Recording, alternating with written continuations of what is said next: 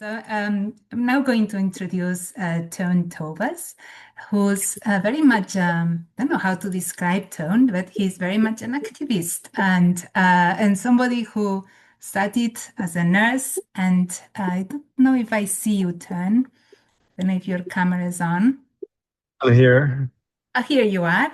And Yes. do you want to? Well, Tern has made a film, and we're going to start by watching this film. It's a film that it's, I mean, we're talking today about changing the narrative on long-term care, and this is a film that does it just absolutely beautifully. I don't know if you want to say anything before we start showing it. Yes, I will give a short introduction. Hi all. We will watch the short version of Human Forever, the film which I have made together with filmmaker Jonathan de Jong. Um, at the age of 21, I decided to start living on the closed ward of a nursing home. And when I was living there, I got in touch with Jonathan and we decided to join forces in order to tell a different story about dementia. Because today we speak about changing the narrative, and that's really what we are trying to do by having, for instance, this film, but also with books, because we really want to reach a younger audience as well by approaching dementia mainly as a societal issue. So the film premiered in 2023 at a G20 summit and has now been premiered in over 30 countries, which is amazing because dementia doesn't stop at the border. And in the end, the film is not about dementia, it's about humanity, which always remained part of someone's life. It takes 25 minutes, and after that, I will bring you with me into the nursing home and we'll speak about some actions we could take. What is the most important, if changing the narrative is so important, is our human view. And that's why I always say that looking differently leads to doing differently, because our system is the product of our narrative. And if we see people living with dementia as patients, yes, then indeed this might answer their needs because we make care plans and we make all those medicalized tasks. But if we look at people living with dementia like humans, like you and me, then we would ask different questions. And to me, this is the core, that dementia is not a care problem, it is a societal issue. And also the way we look at long-term care is a societal issue. And this is the ultimate example of the fact that long-term care is a societal issue, because here you see a picture of the closed ward I lived at. And the closed ward is the ultimate example of our society's expectations. Firstly, keep people safe. And secondly, make sure you have control over people's life. And I know this is never the um, aim of individual carers, but the result of our system is that the collective safety almost always weighs heavier than the individual's quality of life. So I don't blame healthcare for the fact that we have the closed wards, because it is a result from our society. But we can change this quite easily, and I will come back later to it, how it's done now in the Netherlands. On the left, on this picture, you see my housemate Yul, and on the right, you see my housemate Will. And this story, this picture tells me a lot about the way we look at reforming healthcare in mostly Western healthcare systems. And in wealthy countries, we often believe that we can buy change. Like sometimes, and in the Netherlands most often, almost all the advices and reports are starting with the problem analysis, and the problem analysis is a shortage. We have a lack of money, for instance, and then we are advocating for more money into long-term care. But only more money is not the solution. Recently, a few years ago, we got 2.1 billion euros extra in the Netherlands. And what did we do in all the nursing homes? We started buying more products. For instance, a product you see on the left, it's an imagination panel on the wall. And the idea was that my housemates, it cost 3,000 euros, could take like a furry of a rabbit or a furry or a cat from the wall, and then they could have a sense of autonomy. Values like autonomy are often used in care organizations, but what do they really mean? I don't have a sense of autonomy if I am allowed to take a furry out of the wall. So changing our system is not about copying models. It's not about building more nursing homes. It's not about building dementia villages. It's not about getting more products. It's about the more fundamental uh, shift, and that's the human view. So I will take you further onto the closed wards, but remind this picture. You on the left, on the right wheel, and they are standing in front of a closed door with a sticker from society. As you can see, on the left here, you see my housemate Ad. In the middle, I'm sitting next to Ellie, and on the right, you see my housemate Tineke. And Ad is having his dessert. Is typically Dutch. It's vanilla vlaam, kind of yogurt, and chocolate yogurt. And I experienced that people treated me as a 20-year-old boy differently than my housemates. So, and it was in the smallest details.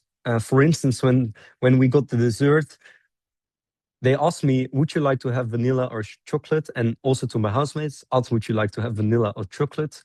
And the difference was that the spoon of the dessert was placed next to my cup of yogurt.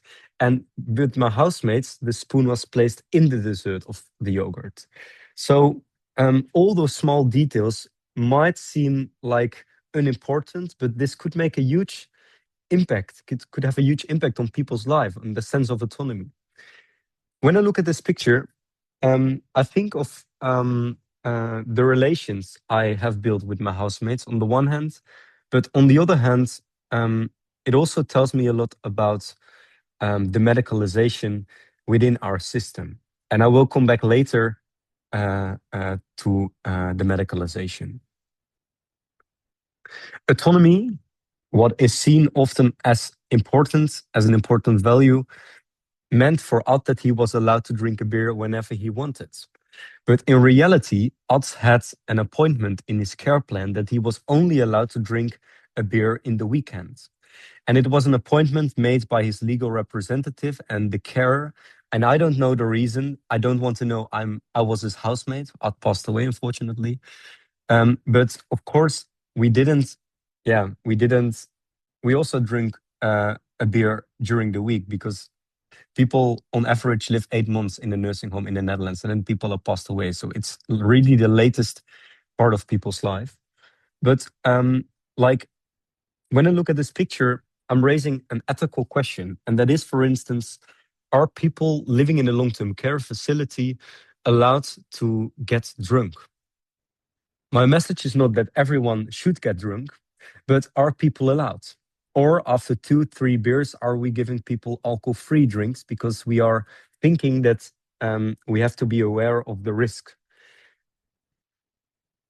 Asking those ethical questions, asking the questions, why do we do the things we do them, really helped me a lot to normalize everyday's life. Because if we keep on being focused in our healthcare system on having zero risks, then people's life will be zero as well. And think back of the closed wards, it's the ultimate example of focusing on zero risks. This was the living room we were living at, and it might seem quite cozy if you are from a different context than the Dutch one. But to me, this looks very institutional. It looks like a unity, like all the same chairs. And what we are looking at now, the nursing home, this is the 18 billion euro system in the Netherlands. So in the Netherlands, we spend almost the highest amount in the whole world on long-term care. Over 100,000 euros per person a nursing home receives a year. And we still can't seem to buy happiness with it. So what I see if I look at this picture is, apart from the unity, I see a care environment. But if I ask you, would you like to live in a care environment? Your answer is probably no. I want to live in a place which feels like a home.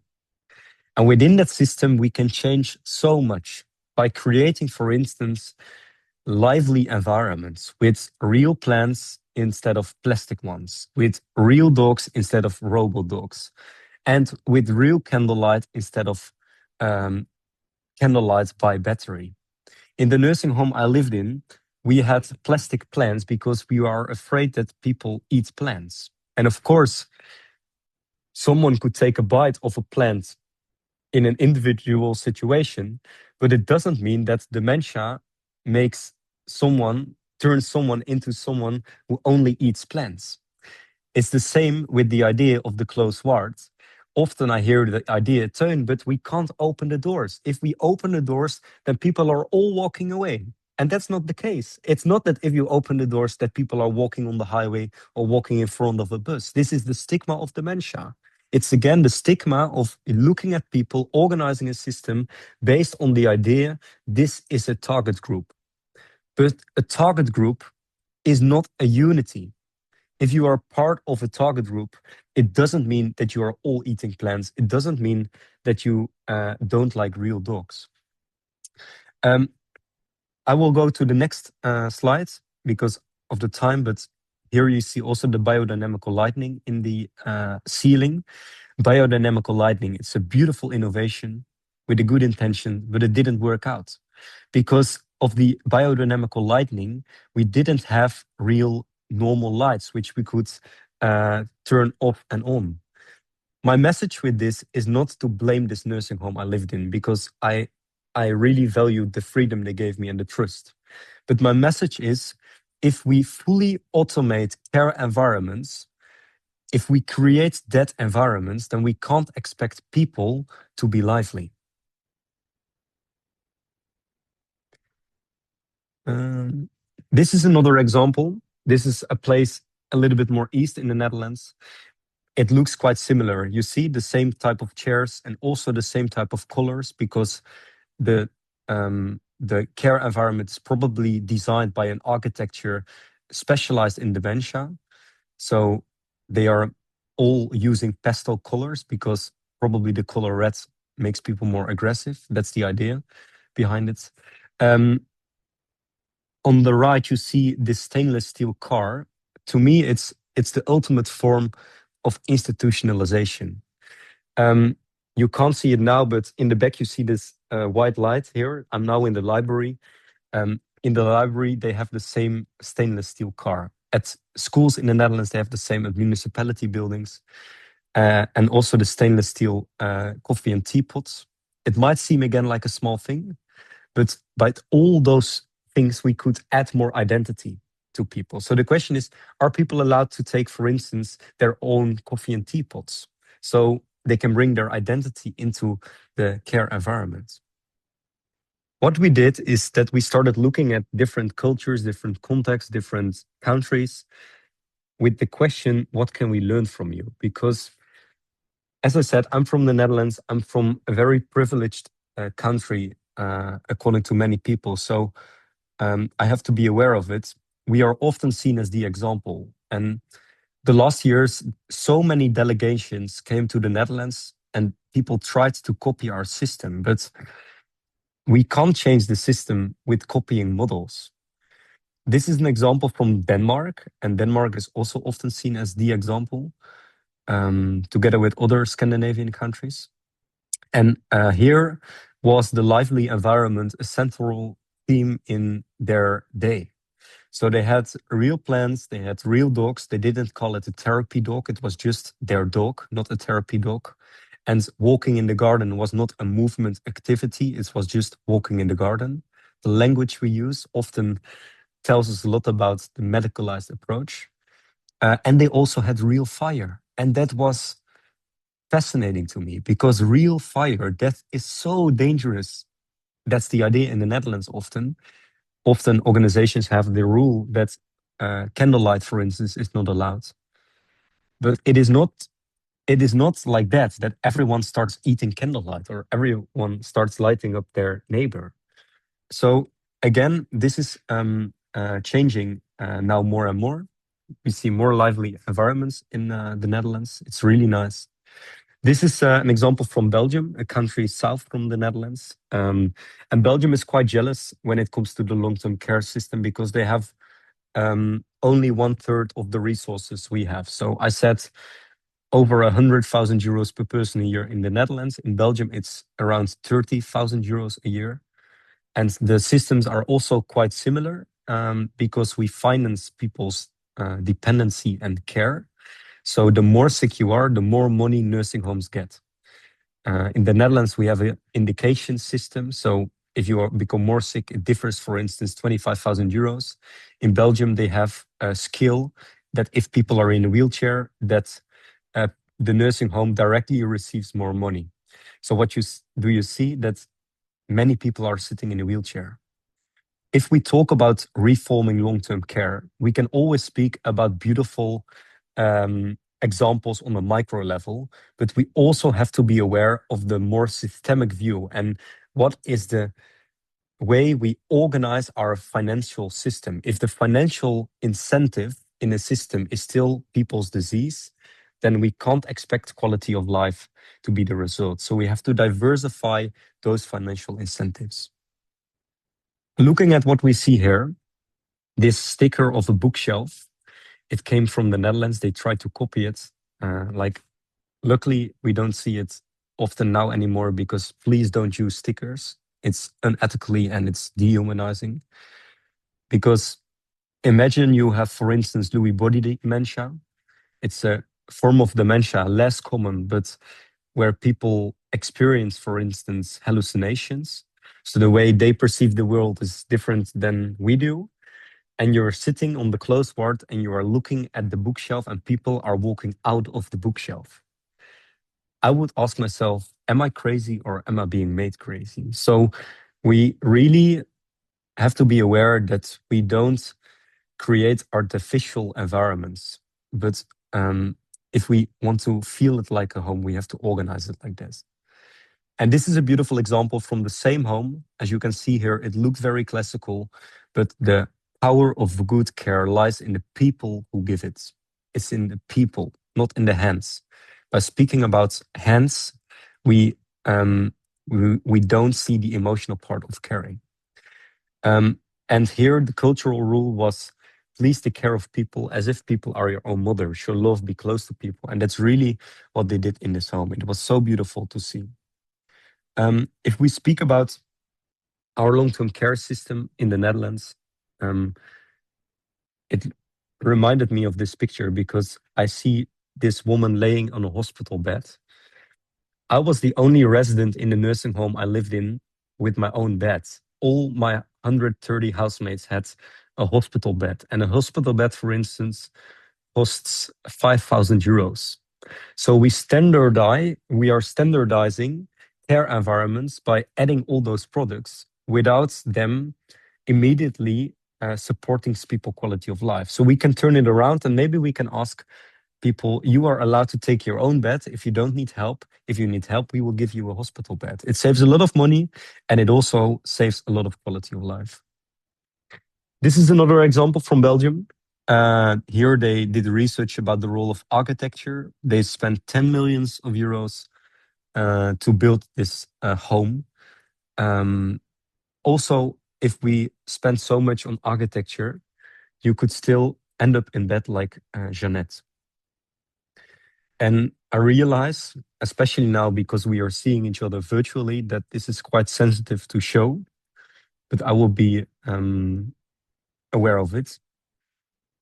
Because I was standing at the door and I felt that Jeannette was reacting to me. Maybe you recognize it, but she was breathing more heavily and she looked in my eyes and I started walking inside her room and I saw that she was religious. That was her identity as well. She had this prayer card next to her bed and she had a cross above her door. And I started reading the prayer card. I held her hand, as you can see, and from the moment I started reading the prayer card, her feet started ticking on the rhythm of the prayer card. So still, Jeannette is here. And still, Jeannette has an identity. We can see her, we can give her a feeling that she belongs. In the meantime, what I have learned is that we often focus on the physical aspect of someone's existential. So, for instance, we write down what type of defecations people have, type 1, 2, 3, 4, 5, 6, 7. whether Jeannette has decubitus spots on her body, but do we still care for the soul also in this part of life, if people are in this stage of dementia? If I look at this picture, it sometimes frightens me not to devalue Jeannette's life, but because to me it's also the effect of healthcare systems in our world of wealth and our world of possibilities within the healthcare system. To me, this is also the result of medicalization. We are taking care of the body, and I will give you 3 examples to make it a little bit more practical. Firstly, if I had the risk to choke as a nursing home resident, then we would ask the speech therapist for a risk analysis. And if I have a higher risk to choke, then I might get thickener in my drink. If I, for instance, have a higher risk to fall, then we would ask the physiotherapist, and the physiotherapist might give me a walker. If I have a higher risk to not eat enough, then we would ask the dietitian, and the dietitian might give me some protein drinks in front of me. My message, also looking at Jeannette, is not that those functions, the dietitian, the physiotherapist, the speech therapist, that they can't be useful. I don't say that those products can't be useful.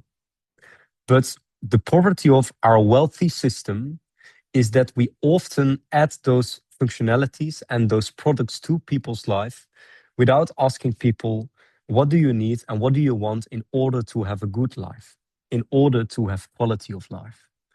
And I think if we speak about changing the long-term care system, the most important is raising the question, those questions, because if we don't ask those ethical questions in a system with many possibilities, the system will automatically answer with protecting people, with keeping people alive.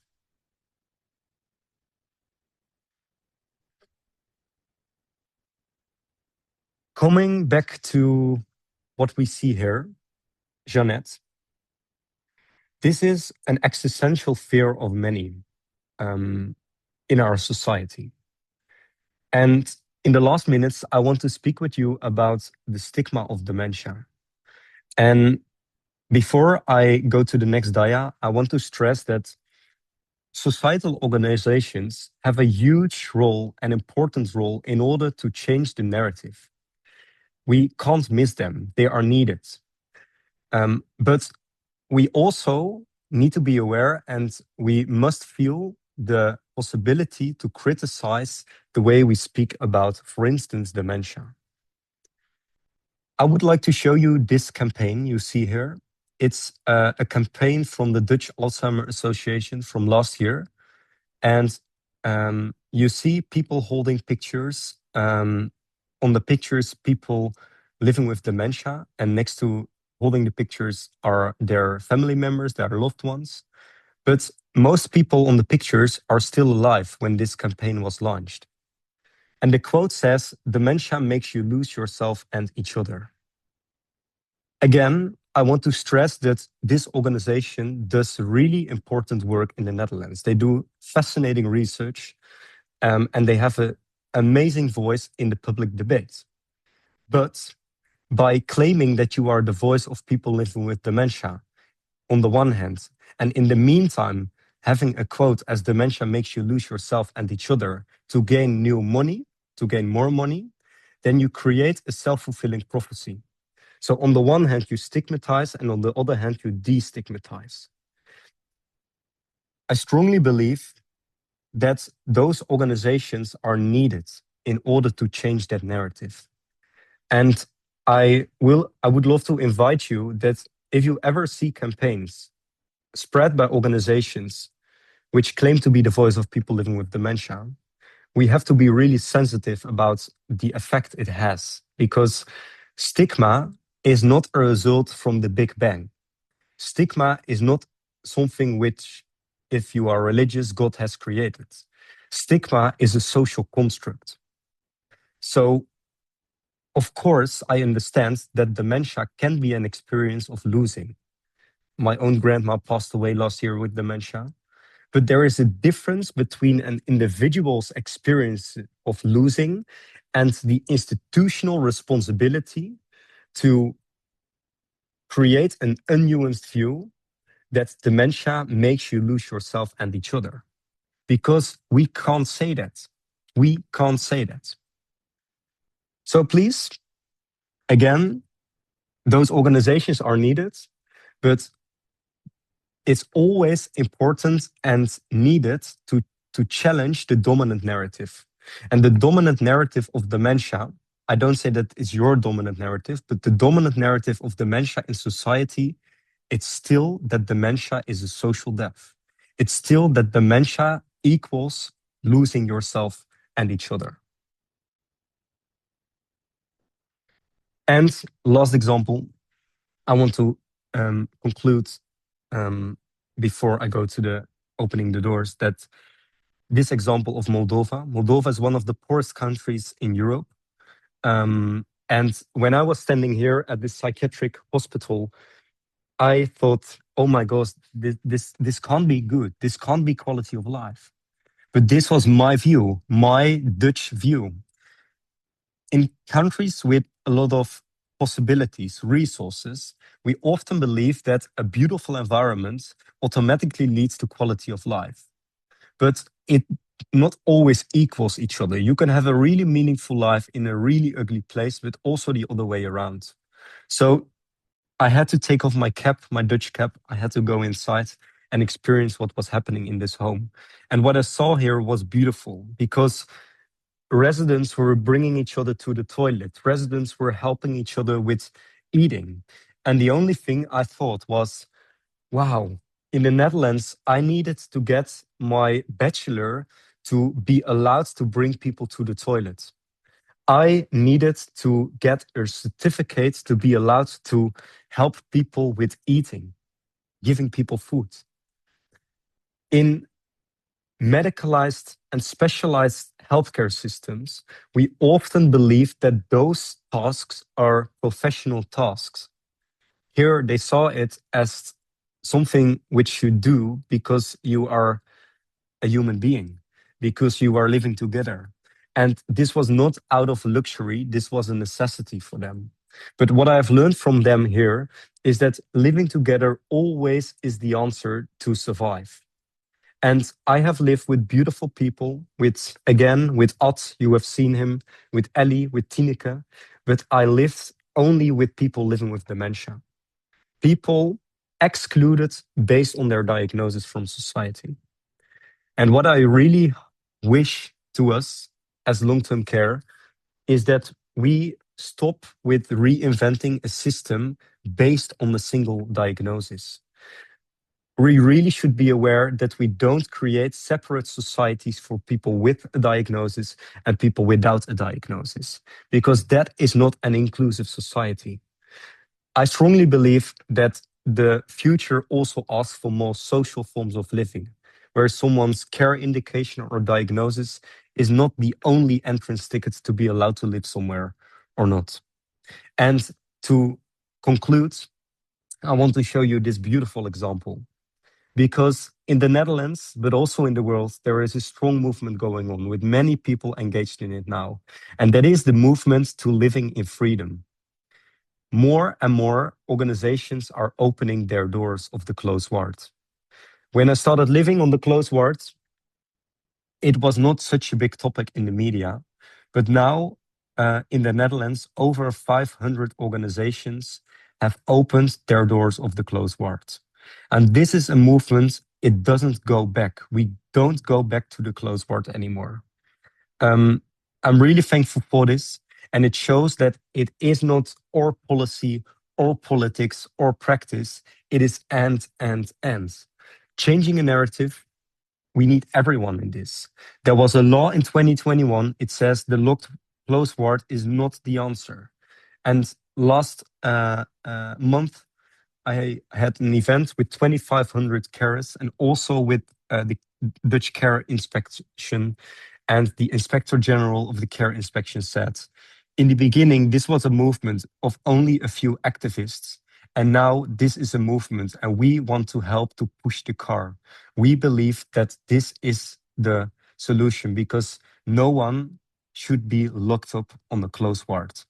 And that is the difference between a system mainly focusing on control and safety and a system focusing on quality of life. A system focusing on quality of life doesn't mean that safety is not important anymore, but it is about the balance between the one and the other. Thank you so much. Thank you. And well, I think you can see the reactions, and I think you've really touched us all. You've also making us think, and there's so much that we take for granted. When I mean, as an economist, I'm always arguing for more money for long-term care. So I'm not. We have to think about some of that. But it is about what are we spending that money on, and how do we make sure Yeah, that the human connection and the reality of being a human is yeah. prevailing through it all. I think like money is very important.